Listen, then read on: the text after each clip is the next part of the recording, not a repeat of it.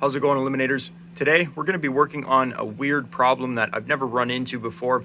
I have a Craftsman snowblower that came into the shop with a drive belt failure, and after investigating a little bit, I determined that it was actually the impeller idler arm shaft that had so much play, it was allowing the idler arm to come in contact with the friction drive plate. So in today's video, we're going to be trying to fix that up. So with that being said, let's get right into it.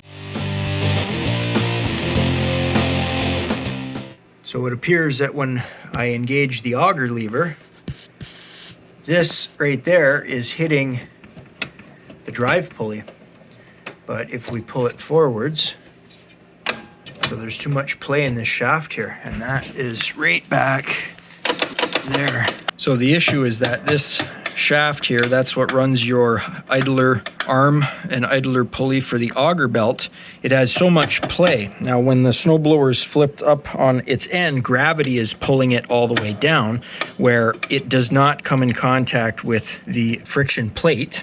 However, when it's level position, it has all this play, and the problem is right there, it's starting to interfere with the friction plate. So what I have to do is remove these two bolts here. This is a backing plate, so I can lift up this plate because there's washers under here. So if I can lift this plate up, then I can add washers that will act as thrust washers that will force this shaft to be in the furthest down position, which when the machine is on level ground, it will be the furthest forward position, and that will prevent the auger idler bracket from making contact with the friction drive plate, which is most likely what caused the drive belt failure. Yeah, that's what caused the failure, and it's going to be a simple fix. A few thrust washers and it'll be good. So we're at the point now where I've put a bunch of washers in there, but we're too tight. So I'll just grab a hold of this and try to move it up and down, and also left and right, we can't. So this plate, like I said, it was a good thing they had it like this, because you just undo these two bolts, lift this plate up enough, I don't even have to disconnect everything. The only thing I had to disconnect was the arm that goes via a pin. So you literally just pop the pin out, and yeah, this is fairly straightforward, but now it's just determining the right thickness of washer. We're dealing with, I think, like 20, 30, and 40 thousandths of an inch thrust washers now, with a 1/2 inch ID inside diameter. So this video's kind of, thrown together because I wasn't expecting to have to do this, but it just goes to show you that once you figure out what has a bunch of play and you figure out how it all goes together, then you can start to figure out how to limit that play by adding thrust washers where you need them. And in this case, the thrust washers are going to be in between the little cutout, or the little area that they pinch. So basically all that does is it prevents the shaft from traveling farther this way past the plate. And like I said, right now, too tight. So just pull that back off and put a smaller washer in there, something a little thinner, and that'll be good. And that little piece there is no longer going to touch the spinning friction plate to cause an issue. So that's been fixed. As for the shaft, we can see there's play in the arm. Again, that just holds itself on via a pin, and this lifts up and down. But if we look at the actual shaft itself, reach in here, you can see there's a little bit of play in the bushing itself, so it moves left and right.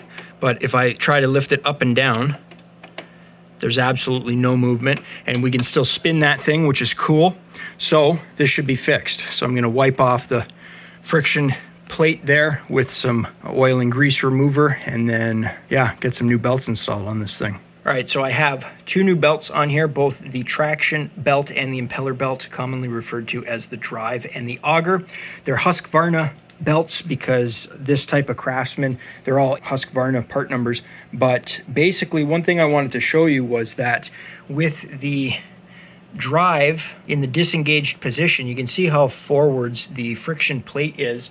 And then if I engage the friction plate, you can see how far it goes away from the idler arm. So this is something that may not have happened while the customer was driving and had the auger engaged at the same time.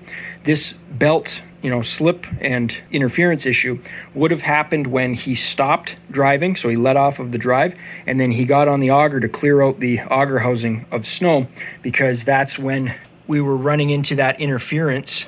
And you guys can see, look at all the room we got down there now. There's all kinds of room right there. So that's not anywhere near it. And then, like I said, if you go ahead and engage the friction plate down there, it pulls away even further. So this should not give my customer any issues. And like I said, now that we used those thrust washers, there is no play on that shaft. So it can't possibly move backwards to cause an interference issue. So now this thing is fixed 100%. Everything's covered in white lithium grease.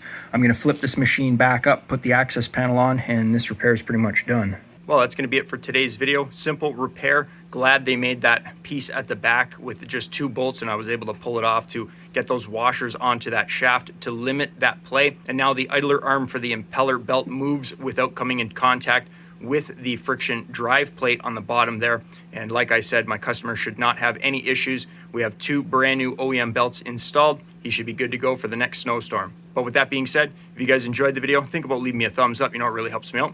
You can click here to subscribe and click over here to watch one of my previous videos. I upload every single week, so be sure to stop on by next week, check channel out for new content. And as always, guys, thanks for watching.